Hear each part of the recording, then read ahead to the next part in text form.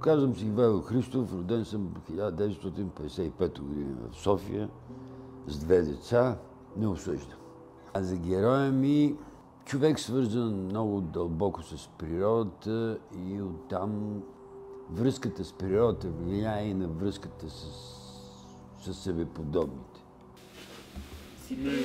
Готов. Винаги има такава особена амбивалентна връзка между персонажа и актьора. Някакси единия дава на другия, първия дава на втория, втория на първия.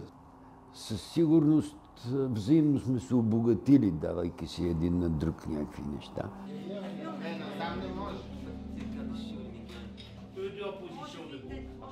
На тая маса се събирахме, четохме няколко пъти. За мен това са много важни неща.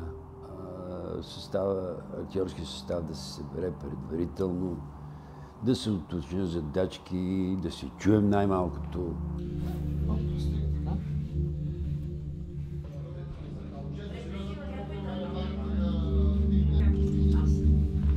Но най-приятно е, че екипа, това бяха хора, които се познаваме и отпреди, от други снимки. И съм забелязал винаги, че когато се снима един филм, или поне аз съм имал късмета, винаги някакси екипа да става като едно много голямо семейство. А пък и тук голяма част от екипа са деца на хора, с които съм работил преди това. И се чувствах някакси много приятно. И една много хубава атмосфера имаше в това. Забелязал съм, че когато атмосферата е хубава, и филма става хубав. Ouais, mais ça, tu peux avoir des pauses aussi, si tu veux.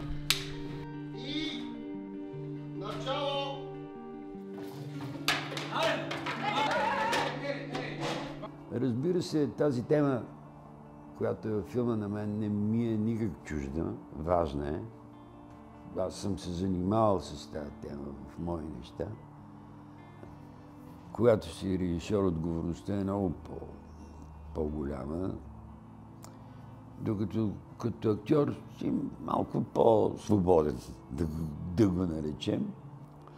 Но пък от друга страна, като си актьор, някакси без да искаш се потапяш в някаква атмосфера, която не е твоята. Тя е различна от твоя живот.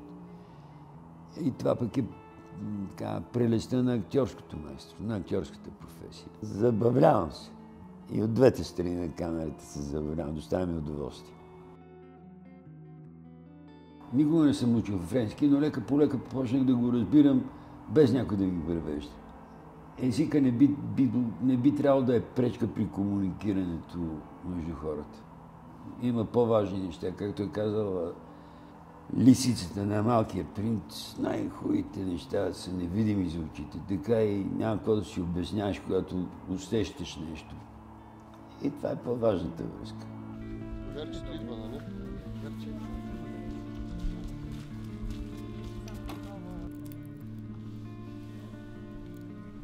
Мерси. Те ще кажат на здраве. Очите ще си почнеш. Не за първи път работим с Койна заедно. Така тя е от този тип артисти, които, как да кажа, внимават за всичко, мислят го, преживяват го.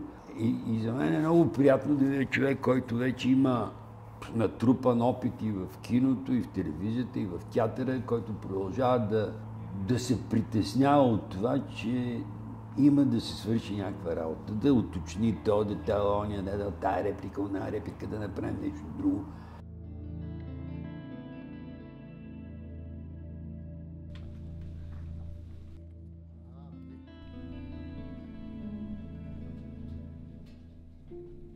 Посланието ми е зрителите да ходят на българско кино. Това е много важно. Киното, както всяко изкуство, е отражение на живота, който живеем. Тоест, ако искате да разберете нещо за себе си, гледайте българско кино и в частност този филм.